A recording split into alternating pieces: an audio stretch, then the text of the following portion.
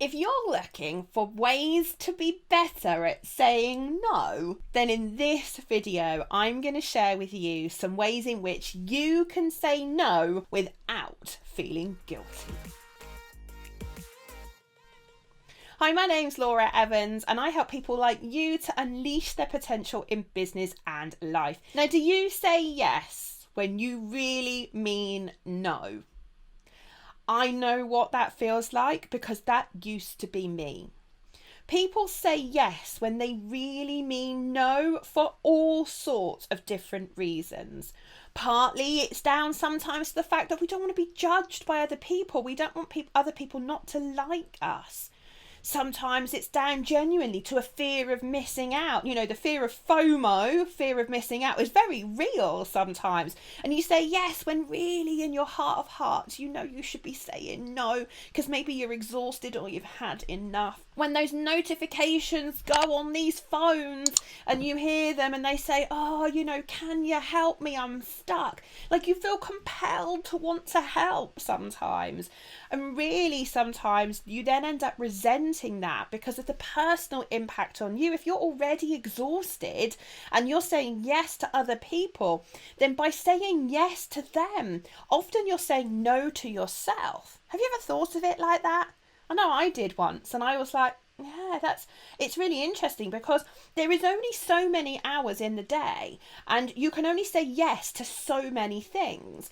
And if you're always saying yes to other people, then you are by default saying no to yourself sometimes. And actually in my world, you are the most important person. I want you to have the courage to say no more often because that will lead to you feeling less overwhelmed, like life is not getting on top of you quite as much. And I think you owe it to yourself to make the right decision for you.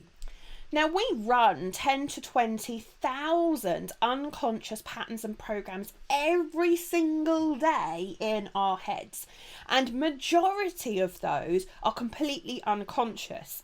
So when it comes to this, can I call it people pleasing or give it another label if you prefer? But this, you saying yes when you mean no, it's often an unconscious process. You say yes before you've even thought about it, and then you're walking away from the conversation or putting the phone down thinking, what have I done? Some of us have a program that we run that in NLP we call sacrificing self for the benefit of others.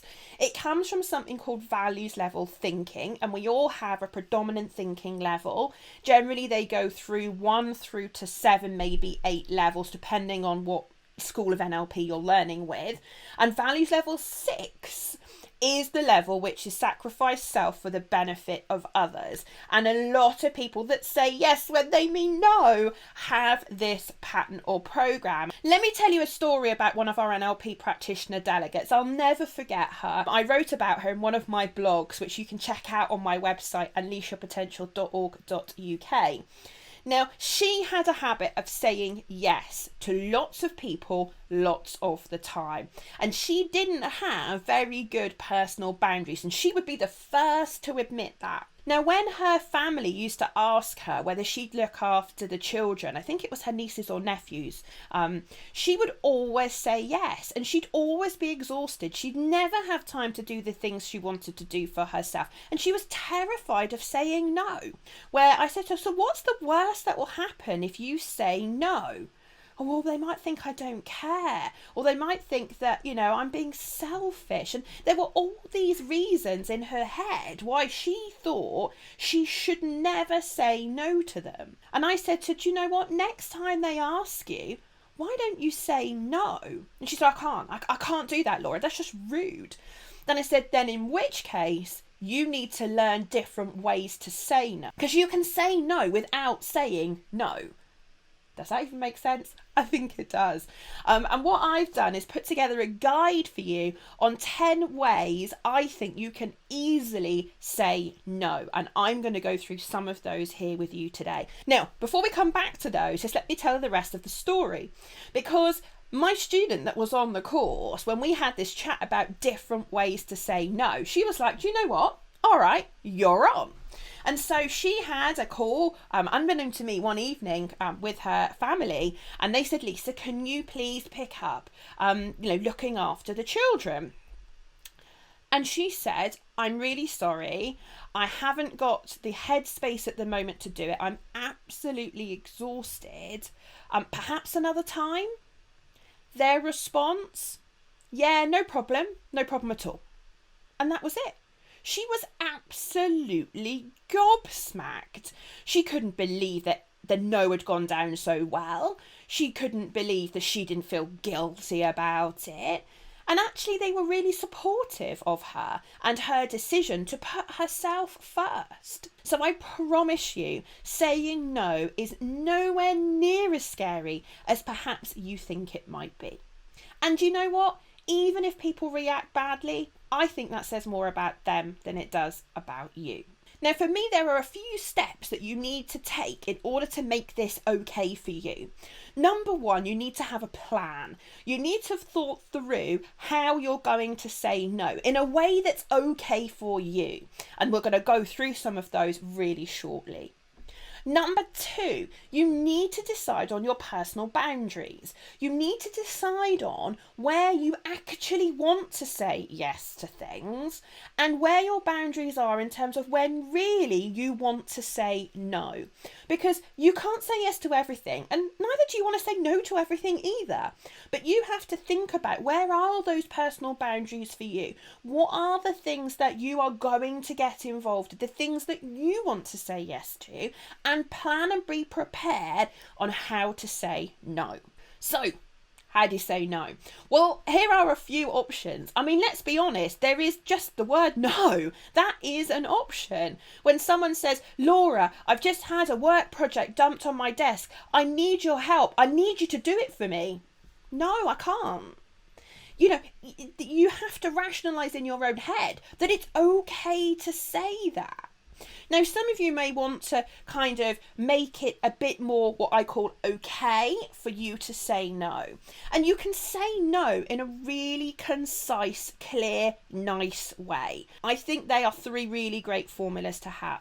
So you could thank the person. Thank you so much for thinking of me, but I'm afraid on this occasion I can't help. Oh, that's lovely that you've considered me to help you with this really special project. I'm really sorry that I'm maxed out right now. Notice how it feels much nicer when you say something nice like thanks for considering me or thank you for asking, those kind of things. Notice that it just feels a little bit nicer, but you're still saying no. Now, if you're trained in NLP, you'll know about the power of the word but essentially, for the purpose of this video today, just for you to know, it deletes everything that comes before it. So it leaves them sat focusing on the second part of what you're saying. And it's really helpful to be able to use, it's called negation, but we'll talk about that in another video. But I'm deliberately using the word but here to help me get my message across. So we've got no, we've got be nice about it and say thank you, or thank you for considering me, or I'm really grateful that you've given me the opportunity, or whatever, and do that. And then, of course, you can go on to some of the other options.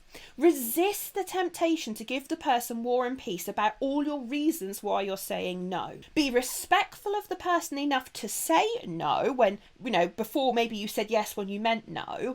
So let's be genuine about it and be respectful of them enough to tell them that it's no. But please spare them the, oh, I'm really sorry, I can't do it because I've got the dog to walk and I've got the children to sort out and the rubbish bins are overflowing and work's all this. They don't need, with all due respect, to hear your great big long list of reasons and excuses. And if you're really honest, you're probably sharing them more to make it okay for you than it is that you're making it okay for them. I promise you, when you get used to saying no in a way you're comfortable with, then actually it becomes easy to do. And you feel good because you are protecting your boundaries and you're doing the right thing. So let's go through some of these 10. I'm not going to go through them all, just download it. Remember, the link is in the description below this video, but I'm going to go through a few of them with you so you've got some other options to think about. Here's another. I love these, otherwise I wouldn't put them in the guide, right? Thank you for thinking of me, but I can't right now. Again, thank you for thinking of me. Oh, that just makes the person feel really valued, and that's lovely. I wish I could, but right now, I'm sorry I can't. Like I say, resist the temptation to then give all the excuses as to why you can't do it. Just be clear and concise and nice about it. So there are many, many, many different ways that you can say no without feeling guilty. And I promise you, people in general will react so much more positively than perhaps you really think they will. Give it a go. Let me know in the comments below how you get on with saying no in a new and different way.